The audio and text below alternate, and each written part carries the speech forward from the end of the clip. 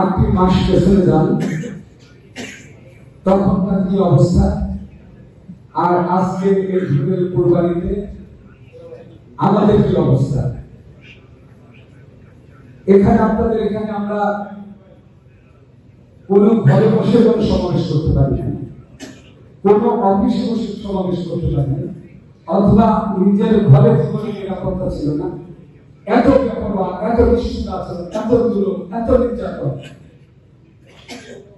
তারপরে দিনের পর দিন থাকে, দিনের পর দিন আসে। যে কথাটা বেগম খালেদা জিয়া দেশনেত্রী বলেছিলেন, তিনি গণতন্ত্রের সাথে আপোষ করেননি বলে আজকে থেকে প্রায় 35 অথবা 36 বছর আগের কথা একসাথে সাথে আপোষ করেনি বলে এখান থেকে তাকে কারাগারে যেতে হয়েছে, এখান থেকে গ্রেফতার করেছে। আমরা সেই আপোষের পরিবারের একজন সদস্য, যাকে উদ্দেশ্যে এখানে দাঁড়িয়েছে, তার সাথে আমার সম্পর্ক হয়েছিল। বাবু বসন্তদের রায়সিক হয়েছে, তার আমার অভিভাবক। আমার সাথে জিয়া রহমানের সম্পর্ক হয়, আমি নিজে তার মুক্তিযুদ্ধের ঘোষণা শুনেছি। এর গেল কত বছর। জিয়া রহমান কি ছিলেন? 17টি বছর জিয়া রহমানের ইতিহাসের কথা কি ছিলেন? অর্থাৎ পাকিস্তানের অনুচর ছিলেন না? বলেন এই কথা কারা বলেছে?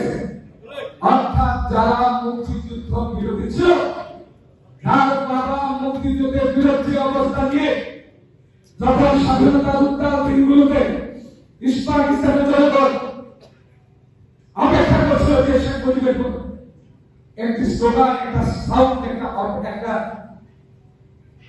বাণীর অপেক্ষা করছিল, মুক্তিযুদ্ধের বাণীর অপেক্ষা করছিল। কিন্তু শেখ মুজিব জাতির সাথে বাঙালি জাতির সাথে বেইমানি করে পাকিস্তানের সাথে আত্মসমর্পণ করে নাই, পাকিস্তান চলে যায় নাই, তারপর বলে নাই শেখ মুজিব আমার পর্যন্ত জীবনে নিরাপত্তা নাই, আমরা যখন তখন গ্রেফতার করতে পারি। তাজউদ্দিনের কথাটা শেখ মুজিব শুনেছিলেন। শেখ মুজিব জানতেন তিনি যদি মুক্তিযুদ্ধের কথা ভাবতেন, দেশের স্বাধীনতার কথা ভাবতেন, তাহলে হোটেল ইন্টারকন্টিনেন্টালে কখনো সে ইয়াহিয়ার সাথে অথবা ভুট্টোর সাথে বৈঠক করতে পারে না। সেখানে বৈঠক ছিল একটি মাত্র কারণ তিনি পাকিস্তানের প্রধানমন্ত্রী চান। বলবেন আজকে আমাদের প্রধানমন্ত্রী শেখ দিনগুলোতে এই স্বৈরাচারী মুজিব প্রধানমন্ত্রী হতে চেয়েছেন, দেশের স্বাধীনতা চান না। দেশের স্বাধীনতা চাইলে তাহলে হোটেল ইন্টারকন্টিনেন্টালে তার বসে কোন দাবি দেওয়ার কথা ছিল? সরকারের নির্বাচন আগে মাওলানা ভাষণ বলেছিলেন, ভোটের বাক্সে লাঠি মারো, স্বাধীন বাংলা কায়েম করো। ভারতীয় জানতেন পাকিস্তান, পূর্ব পাকিস্তান তরুণ জেনেছেন এই পাকিস্তানের সাথে বাংলাদেশ অথবা বাংলাদেশ পাকিস্তানের মানুষ নিরাপদ নাই, তাই স্বাধীনতার বিপদ